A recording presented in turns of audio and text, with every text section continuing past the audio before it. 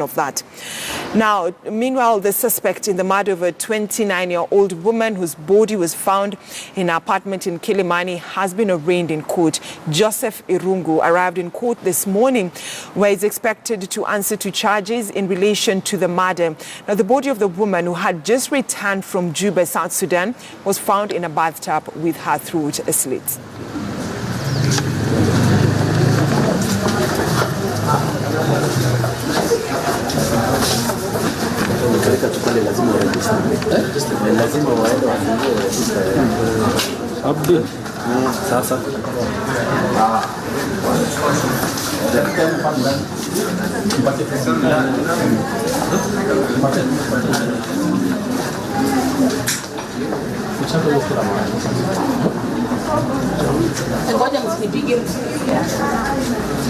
Madam.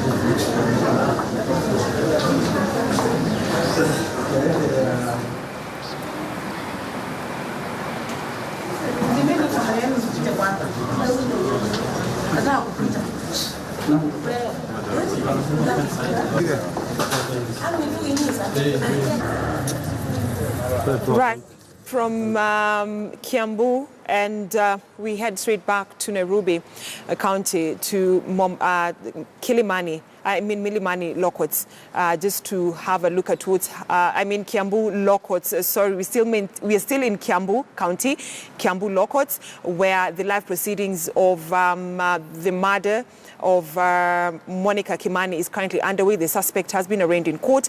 Let's cruise over and listen in. The respondent, who is before court, is just a suspect.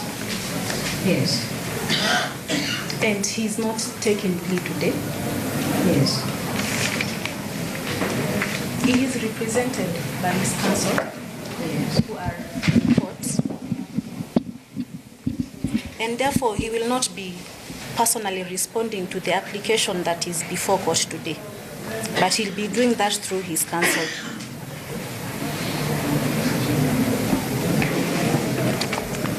Your Honor, it's my prayers that we proceed with the application, because the applicant does not intend to consume a lot of time. And then thereafter, after the court has given its direction, it can make an order that he be taken to hospital.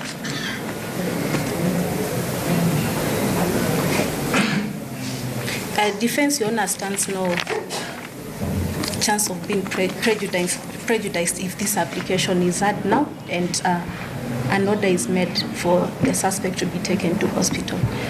The application was duly served upon the defense, and I pray that we proceed today. Are you then, do I understand that you're saying that the application proceeds, so that whatever orders the court makes, part of it shall be that be accorded proper medical attention? Yes, that is the position, Your Honor.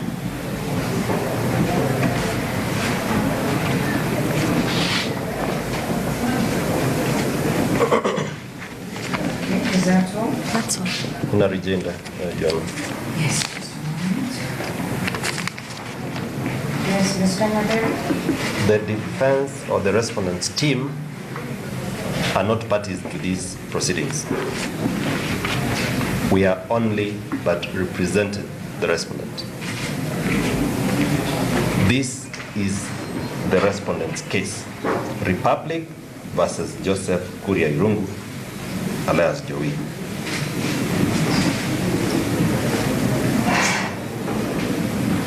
It is not an issue of prejudice that we are addressing the court on.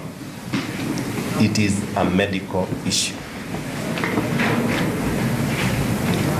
And by their assertion that they are not going to take much time, their actions from yesterday speak volumes about how they are going to handle this respondent.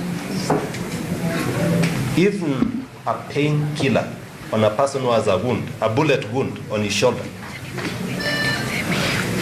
that action speaks volumes. And what time are we talking about? 14 days in the said application, such that they will take their sweet time. The wound is going to have other infections, and we will not have the opportunity. No. It will then refer to that. Yes. Thank you. Your Honor. I believe she has got no right of response. All right. Yes. I'm guided, Your Honor. Okay, but you can say something if you wish on the record. Yes, the IO intends to point out an issue regarding his health status, and he's before court. You have that off the record. Here we are dealing with an application before you, and that application is prosecuted by the able colleague prosecutor here, and also responded by us. So if there is anything that ought to have been said, because we met this, maybe it was an ambush, just like the ambush does with the application, they ought to have made that application or information through the prosecutor. So in any event, that will be taking us back. Let's proceed from where we are, then we'll get those directions as we tackle the application that is before you. Thank you.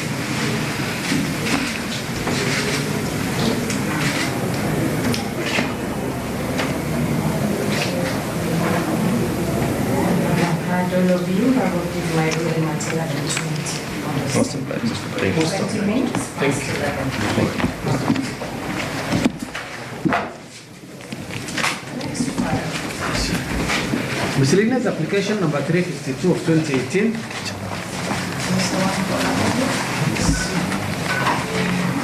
We have Abraham Wesley Oyugi, Ali Happy Guyo, Mohideen Abdinasir Rashid, Osama Eden Mahali, Martin Motuku Chanzo. Abraham Wesley Oyugi, Ali Happy Guyo.